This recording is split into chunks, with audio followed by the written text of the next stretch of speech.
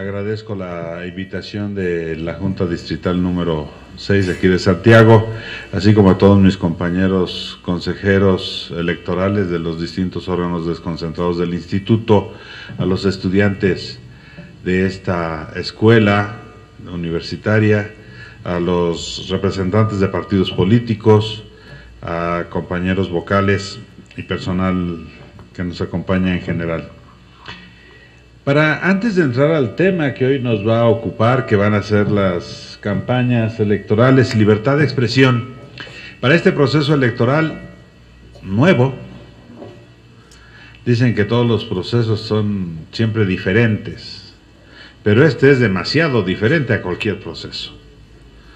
Tenemos una reforma electoral y voy a hacer un preámbulo antes de caer a este tema. El maestro Saúl Mandujano llegará en breves minutos, ya está aquí cerca de Santiago, su agenda se apretó un poco, pero su intención es estar aquí dándonos la plática que tiene agendada con ustedes.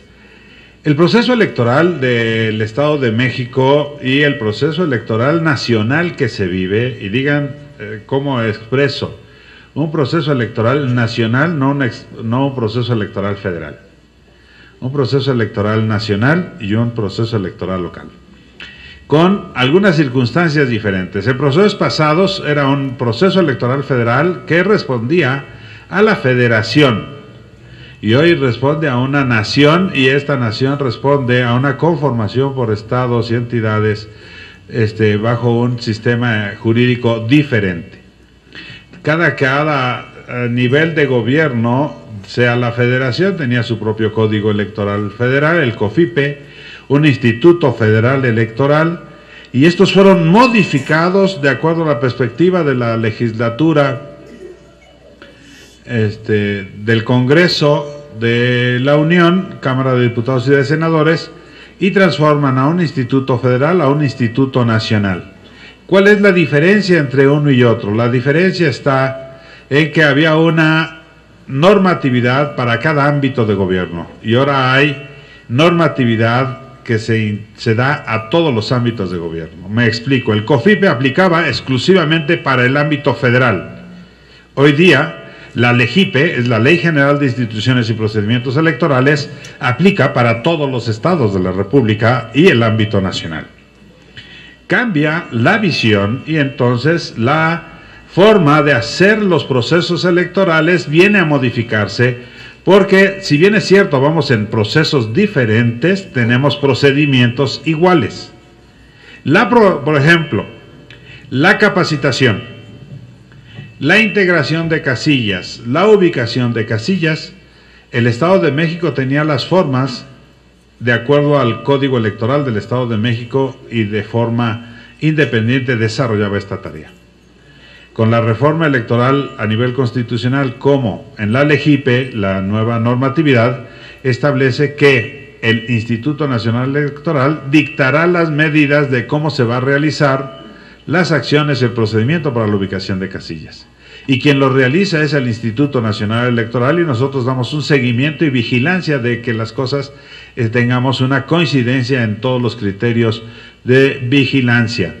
Esto significa que el procedimiento de ubicación de casilla es el mismo en el Estado de México que en Querétaro, que en Michoacán, que en Guerrero, que en Morelos y cualquier otro estado de la República en procedimientos de ubicación de casillas.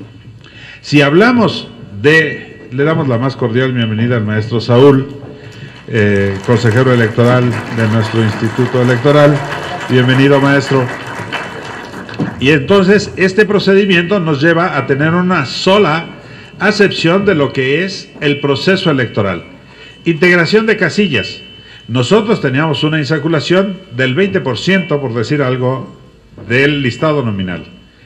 El IFE hacía un 10% de insaculados. Y hoy día se estableció que a nivel nacional la insaculación es el 13%. Cambiaron las formas. Y en vez de tener 2 casillas, como anteriormente teníamos, y recuerdo bien, en el 2000 que tuvimos casillas espejo, la elección en donde se votó primero fue en la federal, y después en la casilla local. Es decir, hagan de cuenta que estaba ahí la casilla federal y acá la casilla local. Como votaron primero los ciudadanos de este lado, así a lo federal, tuvieron 100,000 votos más el IFE que el IEM. Pero en el 2009 nos desquitamos y votamos primero en el IEM porque traíamos 2 elecciones, en una elección intermedia como esta, y luego pasaron a votar al IFE. ¿Y quién cree que tuvo más votos? El IEM, con 100,000 votos. Esto significa que había una diferencia en el procedimiento de cómo garantizábamos el ejercicio de los derechos políticos electorales de los ciudadanos.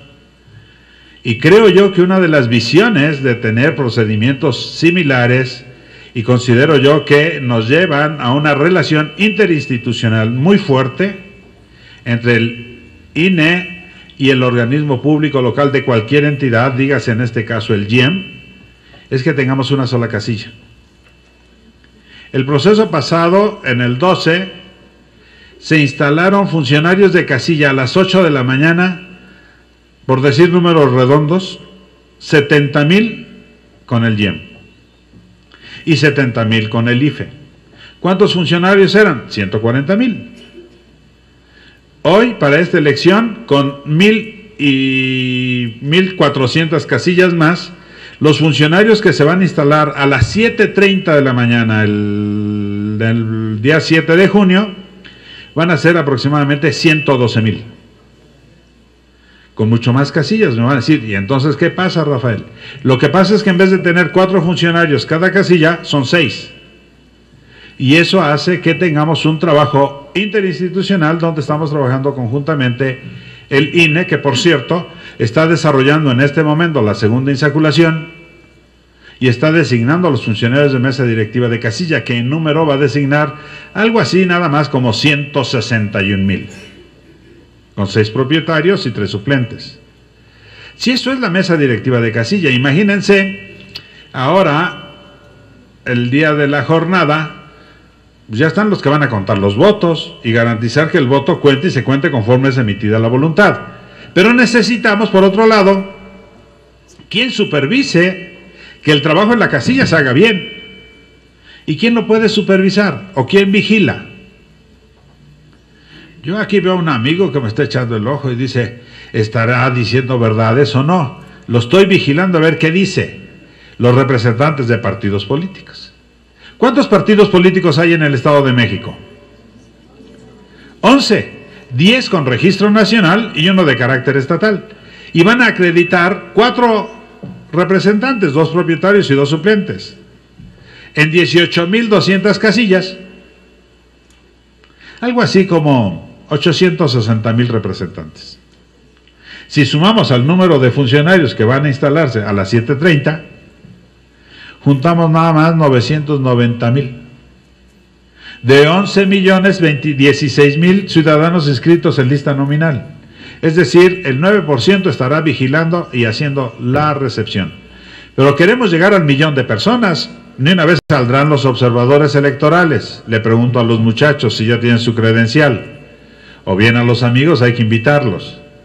Y entonces podemos acreditarnos como observadores electorales el mismo lunes, digo, hasta el día 30 de abril, el Día del Niño es el cierre para acreditarse como observadores electorales. Esta modificación del proceso, que deja de ser federal y cada entidad con su proceso, pasa a ser un proceso con procedimientos iguales. Y esto nos lleva a dar un nivel y una calidad a los procesos en toda la República. Los sistemas de cómo vamos a tener acceso a los medios de comunicación, ahí está. La libertad de expresión debemos de garantizarla, y ahí debe de estar.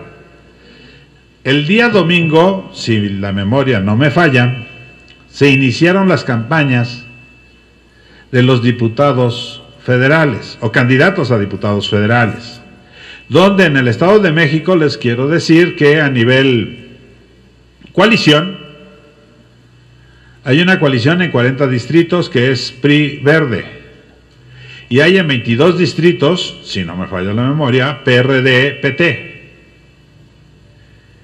Y Y durante este mes están registrándose, a partir del 16, los partidos políticos acreditarán a sus candidatos, tanto a ayuntamientos como a diputados. Bueno, candidatos independientes al federal, hay uno a nivel estatal. Para el registro a nivel local van a registrarse nada más 125 planillas de 11 partidos. Hay una coalición PRI, Verde, Nueva Alianza, que van en 92 municipios.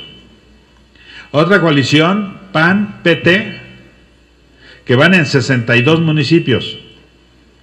Candidatos independientes en lo local hay, ahorita todavía subsisten 26 candidatos a ayuntamiento y 12 candidatos independientes a diputados.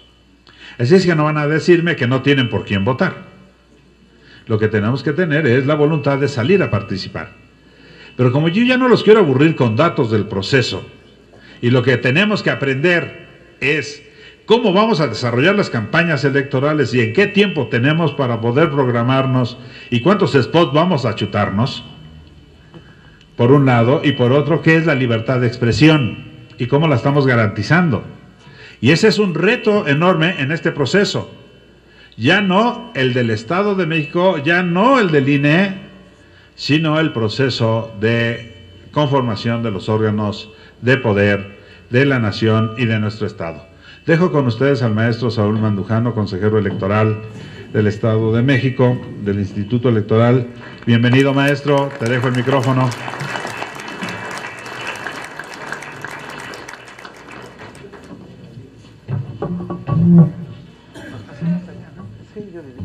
Bueno, buenos días. Todavía una disculpa por haber llegado unos minutos tarde. Tuve que atender una reunión emergente que motivó mi llegada demorada, pero aquí estoy con mucho gusto para platicar sobre las campañas electorales y la libertad de expresión.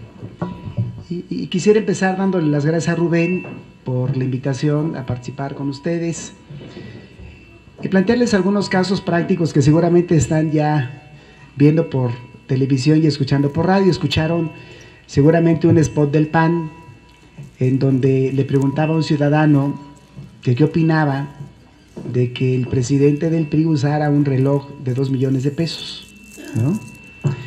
Y dijo que eran como que, y le pusimos ahí un pip, ¿no? Y luego preguntaban que qué opinaba que funcionarios públicos compraran inmuebles en el extranjero. Bueno, ese spot fue retirado, ustedes quizá lo sepan, fue retirado hace 2 días del aire, ya no se puede transmitir, porque el INE tiene una comisión llamada Comisión de Quejas y Denuncias. Esta comisión tiene la facultad de aplicar medidas cautelares, que puede ser entre ellas ordenar el retiro de un spot cuando estima que el spot puede caer en la calumnia, es decir, en imputar hechos o delitos falsos que tengan un impacto electoral. El motivo del retiro fue que la Comisión de Quejas estimaba que en el texto del mensaje se hablaba de corrupción y se mencionaba que devolvieran lo robado. Si ustedes recuerdan, esta era parte del diálogo, más bien de lo que decía el locutor o el que grabó el spot, y hablaba de que el PAN estaba comprometido con un sistema nacional anticorrupción. Se habló de corrupción, habló de devolver lo robado, y entonces aparentemente esto implicaba la imputación de un delito, ¿no? Nunca se dijo que se hubieran robado el reloj, tampoco que se hubieran robado el dinero para comprar un inmueble, pero sí el diálogo como que anticipaba tal vez la comisión de un hecho ilícito. Entonces la Comisión de Quejas estimó que el mensaje quedaba en la calumnia y decidió retirarlo. Si ustedes han escuchado la radio, han visto la televisión, el PAN acaba de subir otro spot en donde habla del gobernador de Chihuahua, y en donde dice que el gobernador de Chihuahua ha transferido fondos por una cantidad extraordinaria de dinero para fortalecer un banco del cual él es socio. La pregunta es, ¿le está imputando un delito? ¿Está hablando de enriquecimiento ilícito? ¿Hasta dónde se puede utilizar la libertad de expresión en una campaña política? que en una campaña electoral. Porque el PRI va a contestar, y ya de hecho está contestando, ¿no? El gobernador de Sonora construyó una presa en un rancho de su propiedad, en donde tampoco se explica de dónde proviene esa cantidad de dinero para comprar la presa. Y estamos entrando a una serie de campañas que son las llamadas campañas negativas. Decir cosas desfavorables del rival o del adversario político con un propósito, ¿no? Desalentar el voto a favor de ese adversario político.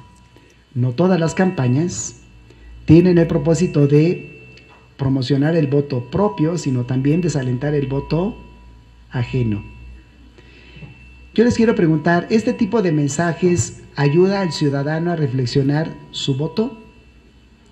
¿Le permite tener información adicional para poder tomar una decisión informada o no? ¿O realmente desalienta la participación del ciudadano? O sea, tenemos entonces que eliminar las campañas negativas y hacer solo campañas propositivas, porque recordarán que en el periodo de precampañas los partidos políticos utilizaron mensajes genéricos.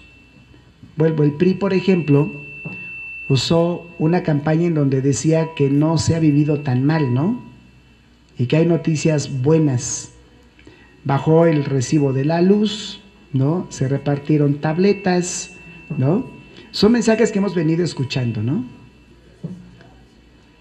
Y el PAN trae otro discurso porque es oposición, el PRD trae otro discurso porque es oposición. Una campaña electoral, si vamos pasando un poquito a las láminas, una campaña electoral tiene un propósito, que es la de promover el voto, pero el voto a favor de quien utiliza un spot, un mensaje. Ustedes saben que estamos en un modelo de comunicación política diseñado a partir del 2007, en donde los partidos acceden a la radio y la televisión de manera gratuita, es decir, ya no pagan la transmisión de spots por radio y por televisión. Ya no se paga, son gratuitos a partir del 2007. Todos los partidos políticos comparten una bolsa de acceso a la radio y la televisión. Aquí está el concepto de campaña, ¿no? Es un conjunto de actividades que llevan a cabo partidos políticos, coaliciones, candidatos registrados, dirigentes políticos, militantes, afiliados o simpatizantes con la finalidad de solicitar el voto ciudadano. La duración de las campañas, si fuera elección de gobernador, sería de 60 días, pero como es elección de ayuntamientos y diputados, solo van a durar 35 días. Comenzarán el 1 de mayo, terminarán el 3 de junio. Porque recuerden que antes del 7 de junio, que es la jornada electoral, tenemos un periodo de 3 días que le llaman periodo de reflexión y ahí se tienen que suspender las campañas. Van a durar 35 días. Durante este lapso, los partidos políticos tendrán acceso a la radio y la televisión. Dice la legislación que 41 minutos por cada estación de radio o por cada canal de televisión. En las campañas, 7 minutos se los va a reservar el INE para dárselo al propio Instituto Nacional Electoral o autoridades electorales. Y 41 minutos, pero no estoy diciendo 41, son 48 minutos, 7 se los reserva el INE y 41 se reparten entre los partidos políticos, coaliciones y ahora candidatos independientes. ¿Cómo se reparte? 70% de esos 41 minutos se reparte de acuerdo a la proporción del voto obtenido en la elección inmediata anterior y 30% de manera igualitaria. ¿Quién va a tener más spots? El PRI, porque fue el partido que más votos tuvo, acompañado del Partido Verde Ecologista, que es parte de la coalición con el PRI. Y el PAN tendrá menos. Es elección de diputados. Recuerden que el PAN fue tercer lugar en la elección de presidente de la República, pero la referencia es la elección de diputados, y el PAN tuvo más votos para diputados que el PRD. Aquí viene más o menos, bueno, ese es el costo de la campaña. Todas las campañas tienen un costo. Ahorita yo me regreso un poquito a esta lámina. Solo quiero plantearles el panorama de que vamos a estar constantemente expuestos a lo que será la llamada spotización. O sea, vamos a recibir un número descomunal de spots. Ya llevamos un gran tiempo expuestos, que fue durante el tiempo de precampañas. A nivel federal, las campañas comenzaron el domingo, porque duran 60 días las campañas federales. La campaña local va a comenzar hasta el 1 de mayo, porque duran 35 días. Este modelo de comunicación política le permite a los partidos acceder de manera gratuita a la radio y la televisión mediante un modelo de spots, es decir, mensajes de 30 segundos. Los partidos políticos diseñan su contenido de spots con una estrategia mercadológica, es decir, como si estuvieran anunciando un producto. O sea, ¿qué nos puede decir en 30 segundos un partido político? Nos puede exponer su plataforma, nos puede exponer un mensaje de reflexión o nos puede mandar un impacto mediático que en 30 segundos trate de generar simpatía o antipatía según lo que se pretenda hacer, ¿no? Si queremos desalentar el voto de un partido opositor, pues utilizo una campaña negativa. Si quiero promover mi voto, utilizo una campaña propositiva. ¿Va quedando claro hasta ahorita? Sí. La libertad de expresión tiene límites, no es un derecho absoluto. Todos los derechos político-electorales, todos son derechos de configuración legal, es decir, se tienen que instrumentar en la ley. Y al instrumentarlo le podemos poner límites al ejercicio de ese derecho. En materia político-electoral, la libertad de expresión tiene un límite, no se puede calumniar, ni se puede hacer apología de la violencia. Son límites a la libertad de expresión. Puedo decir prácticamente cualquier cosa, menos aquella que caiga en la calumnia o que invite a la violencia. Cuando cae en la calumnia, dice un concepto de la Ley General de Instituciones y Procesos Electorales que la calumnia es imputar hechos o delitos falsos, pero que tengan impacto electoral. Fíjense esta condición, que tenga impacto electoral.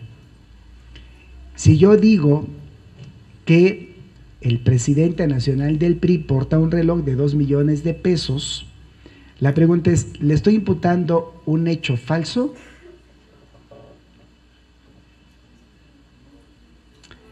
Si sacáramos un mensaje ahorita y dijéramos que un funcionario público, puede ser de un gobierno, de un partido político, el que ustedes quieran, utiliza recursos públicos, por ejemplo, que dijéramos, oigan, el presidente nacional del PRD, o bueno, pongamos un caso real. Hay elecciones en Michoacán para gobernador del estado y el INE sancionó a Silvano Aureoles, candidato del PRD, porque no pudo acreditar cómo obtuvo 1.7 millones de pesos, porque fueron donativos anónimos. Y los donativos no pueden ser anónimos. Tiene que saberse quién es el donante y el donativo tiene que hacerse mediante cheque o depósito en cuenta bancaria. No puede haber depósitos o no debe haber depósitos en efectivo.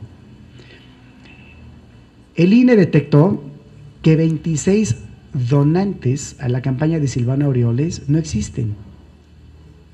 Que el PRD proporcionó incluso domicilios falsos. Que al inmueble, cuando llegó el personal del INE a verificar que allí estuvieran los donantes, las casas están abandonadas. Entonces, hubo aportación irregular a la campaña de Silvano Aureoles. En opinión del INE, sí, por 1.7 millones de pesos. Entonces le aplicó una multa del 200%, porque así está previsto en la norma CID.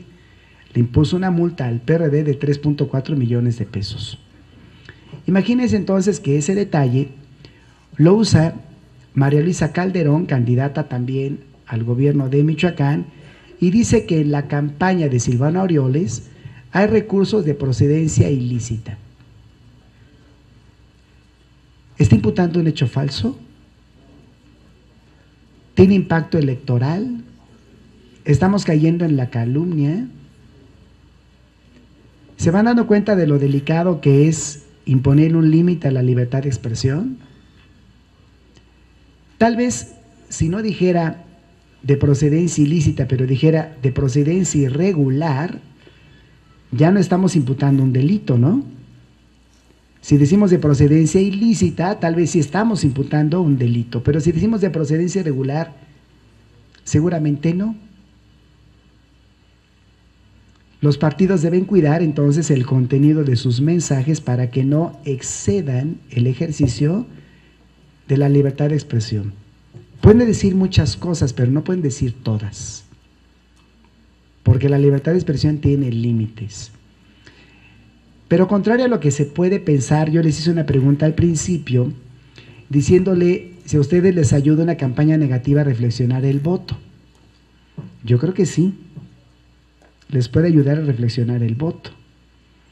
El INE mandó un mensaje hace unas semanas donde les pedían que ustedes conocieran a los candidatos, ¿no? Como que pidiéndonos el Instituto Nacional Electoral a que indagáramos un poquito en la trayectoria de quiénes son los candidatos. Pero tal vez como ciudadanos no tenemos los elementos para indagar ese historial, pero sí lo puede tener un partido opositor. Y a lo mejor el partido opositor nos ayuda dándonos elementos para conocer ese historial. Si nos dijeran, oigan, el gobernador de Sonora construyó una presa en su rancho, no es un hecho falso. Sí la construyó, ¿no? Pero es un hecho negativo, tan negativo como usar un reloj de 2 millones de pesos. ¿Nos ayuda a reflexionar o no nos ayuda a reflexionar el voto? No toda la campaña negativa tiene un efecto nocivo en el ciudadano que va a sufragar, ¿eh? Hay campañas negativas que sí permiten reflexionar el voto porque revelan información que nos ayuda a meditar a favor de quién vamos a sufragar. Y las campañas negativas no están prohibidas en la legislación, porque yo puedo utilizar el mensaje para desalentar el voto a favor de un partido político. Y lo puedo usar. Ahora, la duda está, ¿qué tanto enriquecen el debate ese tipo de campañas? La pregunta es, ¿ustedes recuerdan un spot en particular de la campaña presidencial del 2012? ¿Se les quedó grabado algún spot en particular? Dirán, bueno, es que la curva del olvido ya pasaron 3 años, es muy difícil recordarlo ahorita, pero yo he revisado spots del 2012 recientemente y no me queda ninguno en la memoria, ¿eh? Por la manera en que está diseñado el contenido del spot. Son impactos mediáticos, ¿eh? Que se queden en la memoria unos cuantos días, ¿no? Y después los olvidamos. ¿Por qué? Porque las campañas de ahora tienen un propósito distinto a las campañas de hace algunos años. El impacto es espectacular, es lo más pronto posible, pero tienen que estar renovando el contenido del spot porque si no nos van a causar fastidio, aburrimiento. ¿No les cansó ya la campaña federal? Y apenas lleva 4 días, ¿eh? Nos faltan 56 días de campaña federal, ¿eh? Vamos en el 4.º día. ¿No les parece que es excesivo el número de spots? Que son demasiados spots. Bueno, pues la noticia es que el 2015 le da más spots que en el 2012 a los partidos, ¿eh? O sea, la reforma político-electoral del 2014, la del año pasado, aumentó la prerrogativa para los partidos políticos en el acceso a la radio y la televisión, porque ahora hasta la televisión restringida participa de darle acceso a esta prerrogativa. De manera que, pues la mala noticia es que apenas van 4 días de las campañas, pues tendrán que hacer un poquito de paciencia porque les faltan 56 a las campañas federales y todavía no comienzan las locales, ¿sí? ¿Cuánto cuesta una campaña política? Una campaña electoral, para no estar, las campañas políticas ya terminaron, vienen las campañas electorales. ¿Cuánto cuesta una campaña electoral? Bueno, para cuidar la equidad de la contienda, las campañas tienen un tope de gastos. A nivel federal es una fórmula distinta de la que se aplica a nivel local. A nivel federal, el tope de gastos de las campañas anda en 1.260.000 pesos. Es decir, los candidatos a diputados federales no podrán gastar más de 1.260.000 pesos. ¿Por qué? Porque el factor de multiplicación es un porcentaje de lo que costaron las campañas presidenciales del 2012, dividido en el número de distritos.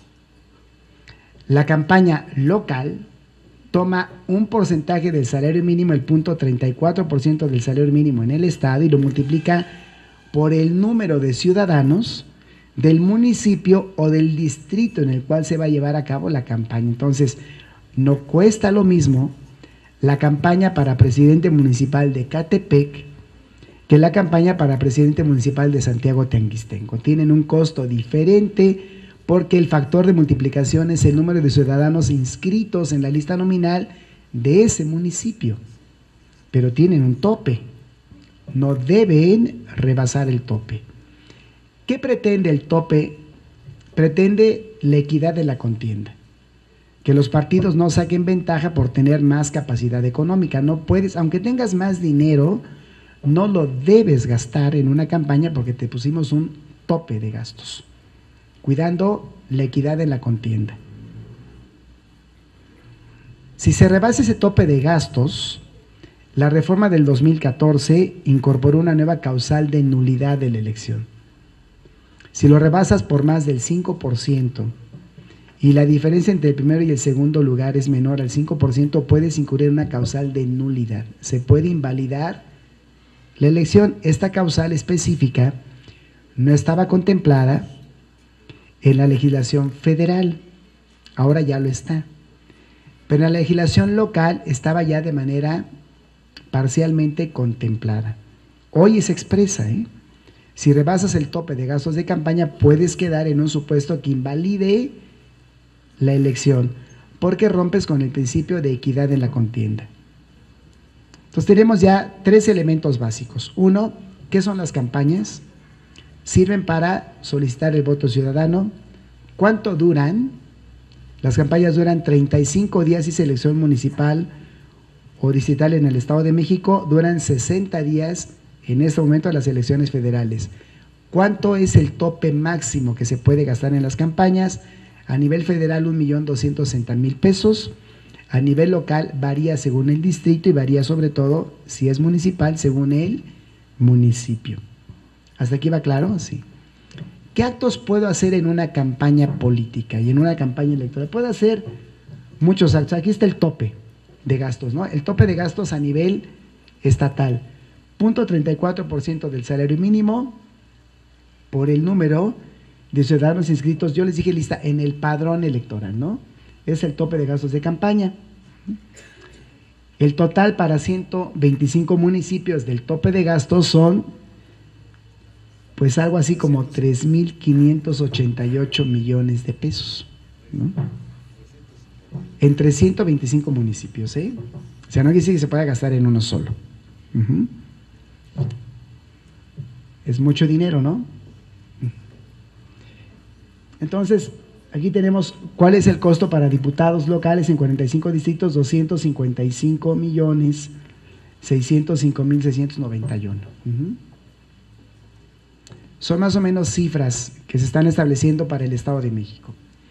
¿Qué puede hacer? Puede hacer muchos actos en la campaña electoral, muchos actos. Puede hacer mítines, puedo colocar propaganda en medios alternos. Ustedes seguramente han visto ya propaganda en vías de comunicación, en los cines, ¿no? Puede utilizar propaganda en la radio y la televisión, puede utilizar propaganda en internet, por ejemplo, en las redes sociales, puede utilizar propaganda. Toda esa propaganda se está monitoreando. El Instituto Electoral del Estado de México monitorea la propaganda utilizada en la elección local. El INE monitorea la propaganda utilizada en la elección federal y cruzamos información. Ambos institutos intercambian información en el tema del monitoreo. ¿Qué podemos monitorear? Podemos monitorear incluso medios impresos como diarios.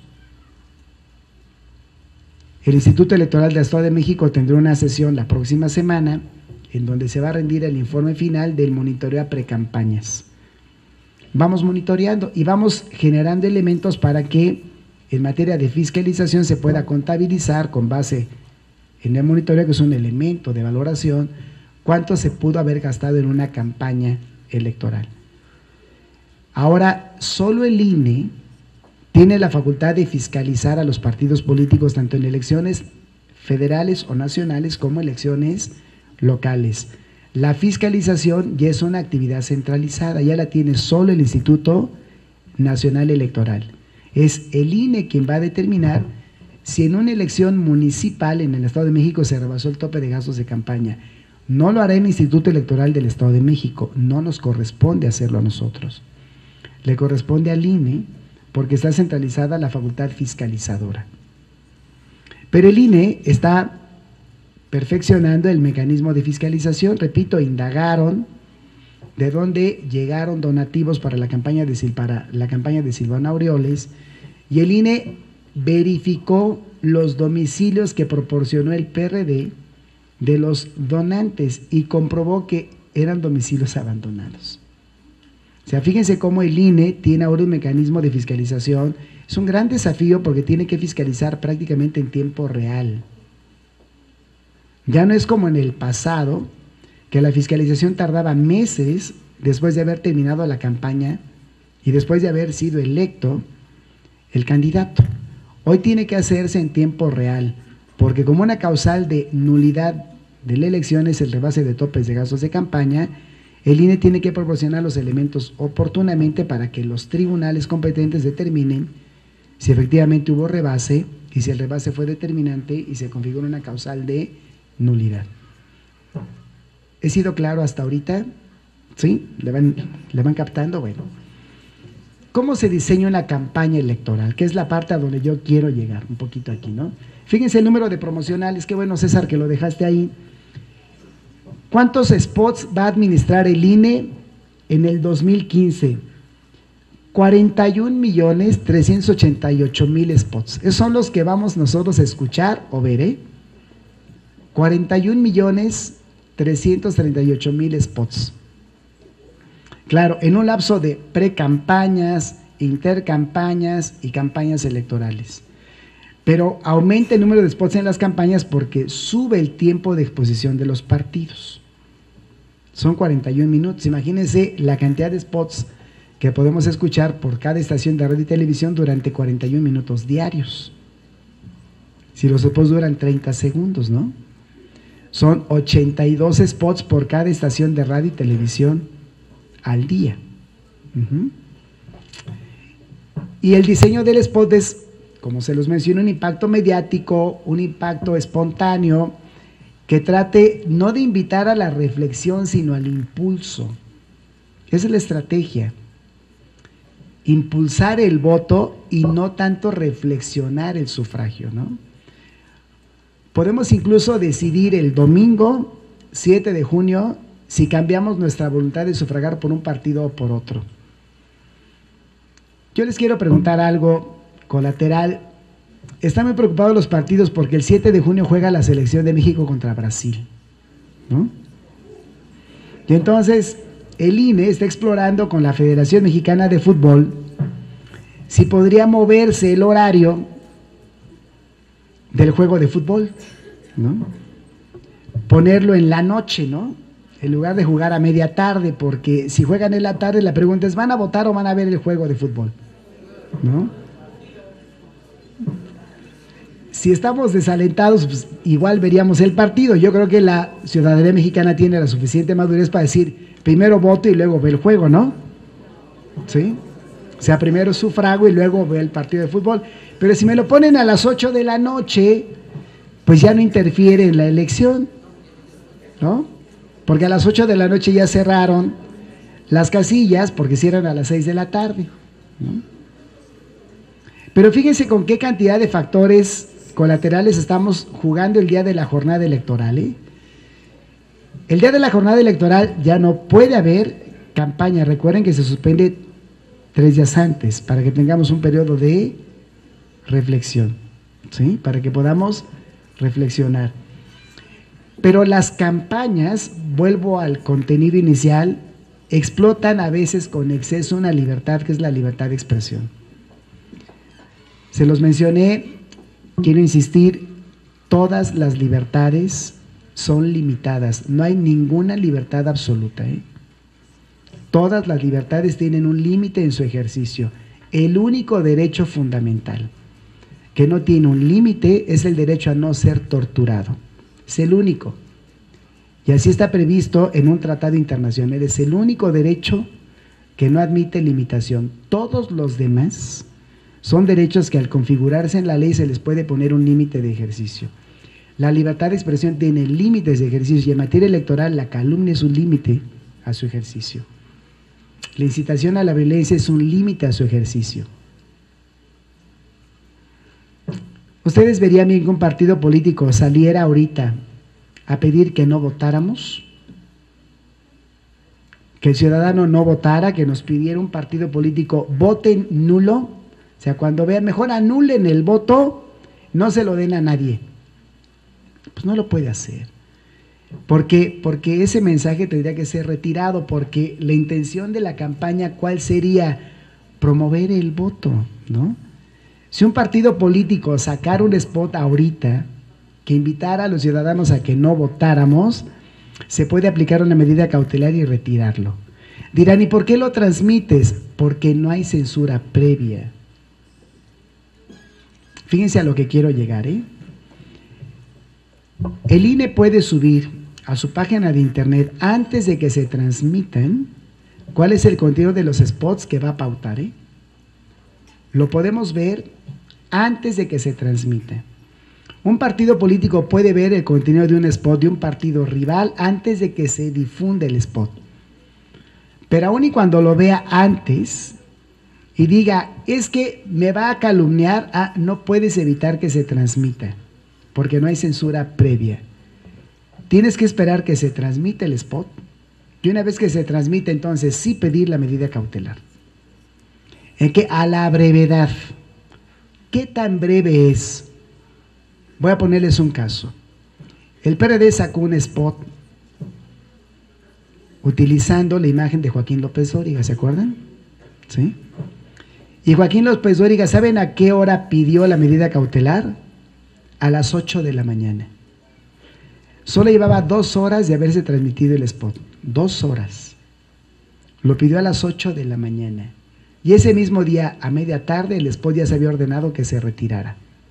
¿Alguno de ustedes lo vio? Unos cuantos, ¿no? Un spot del PRD donde usaba la imagen de López Dóriga y el mensaje era que nada había cambiado en este país, ¿no? Explotó la imagen de López Dóriga y el spot no terminó de transmitirse el primer día de su emisión, porque se ordenó una medida cautelar para retirarlo. Son medidas que se deben dictar a la brevedad. ¿Por qué a la brevedad?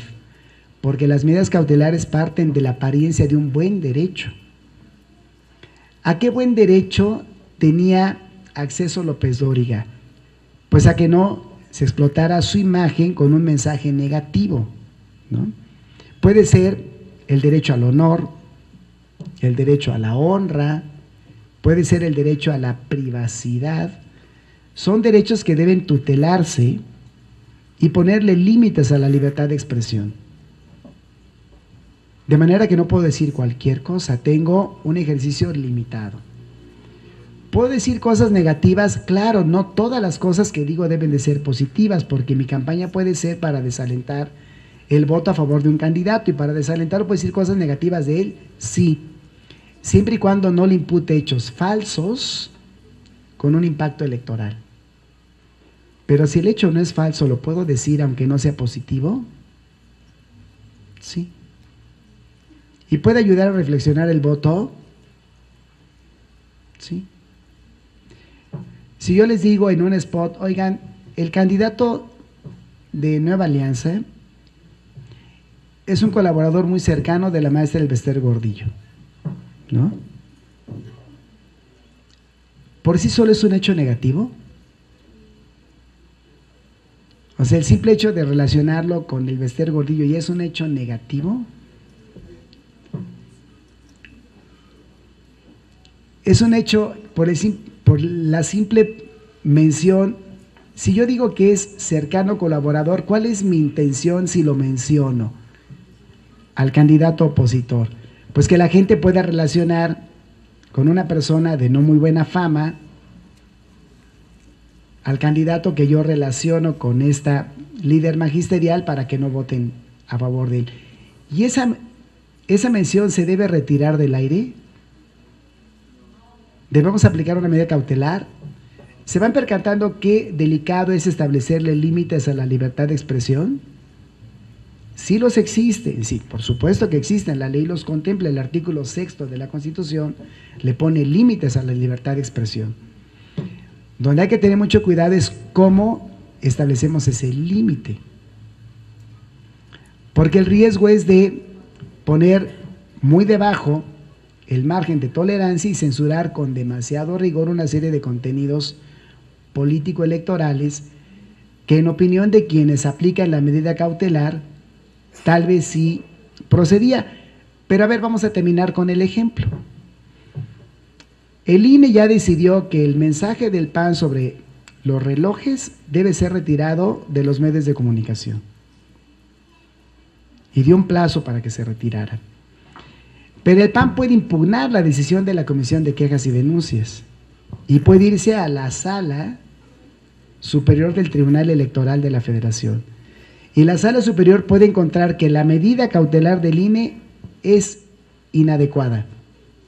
La Sala pudiera ordenar restablecer el spot.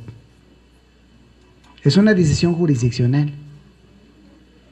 ¿Qué significa? Que a lo mejor lo que para el INE es calumnia, pudiera no serlo para el tribunal. Y entonces, una medida cautelar del INE de retirar el spot pudiera restablecerse a través de una sentencia de un tribunal electoral. El hecho de retirar el spot no significa que ahí termine, no, se sigue un procedimiento sancionador y se puede sancionar al partido que utilizó ese tipo de mensajes que calumniaban para imponerles una multa. ¿Sí?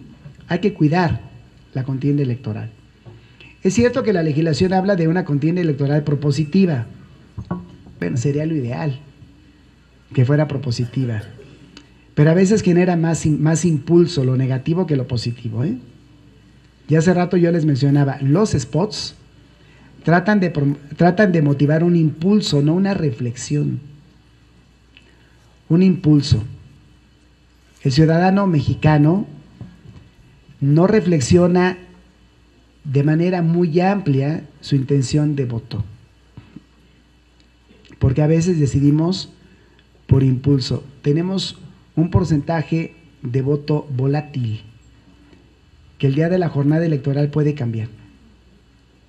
Si el día de la jornada electoral alguien va caminando a la casilla y se encuentra o ve en su automóvil y cae en un bache y le da coraje porque se le desinfló el neumático, pues a lo mejor le atribuye a la autoridad municipal la existencia del bache, identifica quién es el partido que está gobernando el municipio y por castigo vota en contra de él. El día de la jornada electoral, ¿eh?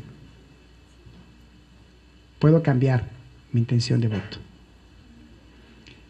Aquí quiero llegar, que las campañas deben ser diseñadas de manera muy estratégica, muy inteligente. Se vale utilizar campañas negativas, por supuesto. Deben utilizar las redes sociales, por supuesto. Los partidos políticos han explotado todavía poco las redes sociales, ¿eh? Y es algo en el que las autoridades electorales poco pueden hacer. Porque el contenido de un mensaje en una red social se puede ocultar en el anonimato, ¿eh? Y eso dificulta mucho a la autoridad electoral tomar una determinación. Ha habido medidas cautelares que ordenen el retiro de spots o de mensajes en internet. Hay un antecedente, el caso de Fidel Herrera, gobernador de Veracruz, y hay un precedente que sí puede ordenarse el retiro, ¿no? La pregunta es, ¿a quién? Si no sabemos quién es el responsable de haber subido el contenido de ese mensaje, ¿no? ¿A quién? Al servidor que opera la información. No es tan sencillo. Nos vamos dando un panorama. No sé cuántos minutos tengo, Rubén, para hablar. ¿Ya se me acabó? 5 minutos para concluir, ¿no? 7 minutos, me das oportunidad, 7 minutos para concluir, para ir marcando más o menos algunas pautas y que ustedes puedan tomar en cuenta. No se van a liberar de la spotización, son 41.388.000 spots, ¿sí? Los que vamos a estar escuchando. Aunque le cambien de estación, lo van a escuchar en otra, ¿eh? Aunque le cambiemos, van a estarlos escuchando porque van a estar bombardeados desde las 6 de la mañana hasta las 12 de la noche. Si se quieren librar, pues prendan el radio a las 3 de la mañana, que ahí seguramente no van a encontrar spots, ¿no? Porque tienen un horario, ¿no? Una franja horaria de las 6 a las 24 horas. Se deben de transmitir. No nos vamos a liberar. Yo los invitaría, escúchenlos, pongan la atención a uno o dos de ellos y traten de reflexionar hacia dónde nos pretende conducir el partido político. El PAN y el PRI están enfrascados ahorita en una campaña negativa recíproca, porque yo les dije, apenas antier ordenó la Comisión de Quejas y Denuncias del INE retirar el spot de los relojes, y el PAN ya subió un spot sobre el gobernador de Chihuahua, ¿no?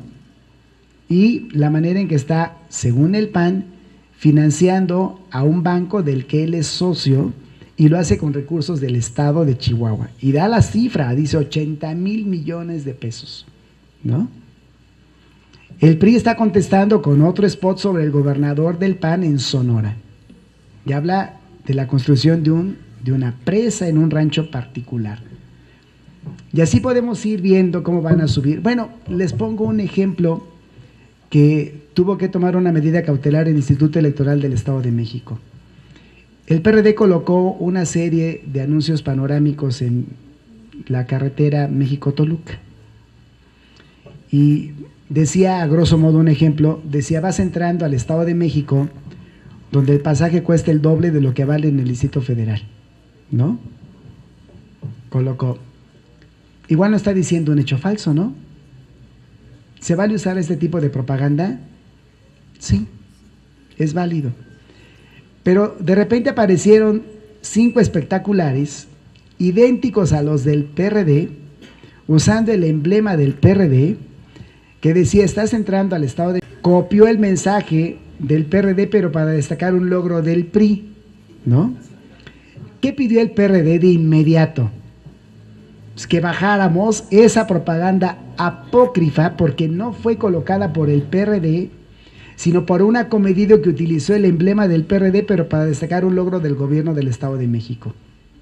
¿Se van dando cuenta? Y el Instituto Electoral ordenó que se bajaran esos spots, esos espectaculares, y se bajaron. Las medidas cautelares tienen que ser muy prontas, inmediatas.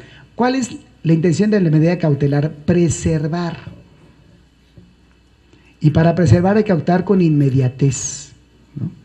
Pues el Instituto Electoral del Estado de México sí tiene medidas cautelares, no tiene facultad de sancionar, mientras que el INE sí conservó un procedimiento sancionador. Otro se lo dieron a una sala especializada. El Tribunal Electoral del Estado de México tiene ambos. Regreso al comentario. A nivel federal, el INE tiene todavía un procedimiento sancionador y otro es de carácter jurisdiccional. En el Estado de México, los dos son del tribunal. El instituto no puede aplicar una medida coercitiva de esta manera, pero sí puede disponer medidas cautelares. Para aproximarme a la conclusión, yo les diría, denle un poquito de atención a los spots, traten de reflexionar qué quieren los partidos y adviertan cuál es la estrategia mediática de sus campañas. No le hacen daño a la contienda electoral una campaña negativa, ese es mi punto de vista, Una campaña negativa no le hace daño a la contienda electoral, puede ayudar a reflexionar el voto. Las que sí pueden dañar son las campañas sucias. Y hay una diferencia entre lo negativo y lo sucio. Lo negativo calumnia, lo sucio calumnia, lo negativo no necesariamente calumnia, por eso se pueden utilizar. Los invito, jóvenes, ustedes tienen una gran oportunidad. ¿Ya votaron alguna vez? ¿Van a votar por primera vez?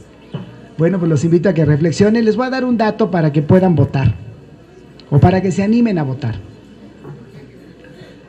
La contienda electoral tiene 11 partidos políticos, lo mencionó el licenciado Rafa Garduño, en el Estado de México. Para conservar su porcentaje de votación, los partidos políticos deben obtener el 3% de votos con respecto a la votación total, ¿no? Bueno, si vota el 3%, perdón, si vota el 50%, pues el umbral se los bajamos. Si votara el 50% de 80 millones de ciudadanos, con 1.200.000 votos, un partido político conserva el registro, ¿eh? Si votamos el 60%, ya hablamos de 1,5 millones. En la medida en que voten más ciudadanos, le encarecemos a los partidos políticos conservar su registro. Si eso no les alienta, entonces busquen otras maneras de ser motivados, pero es una invitación, participen. El sufragio es la forma más sencilla de participación política, ejérzanlo, es la más fácil de llevar a cabo. Voten, sí piensen por quién van a votar, pero no dejen de participar. Este Estado y este país exige, requiere, necesita la participación política de todos ustedes. Muchas gracias. No sé, Rubén, ¿habrá tiempo a preguntas o ya terminamos? Creo que ya terminamos. Déjeme despedirme dándole las gracias y espero que les haya ayudado mucho a la reflexión.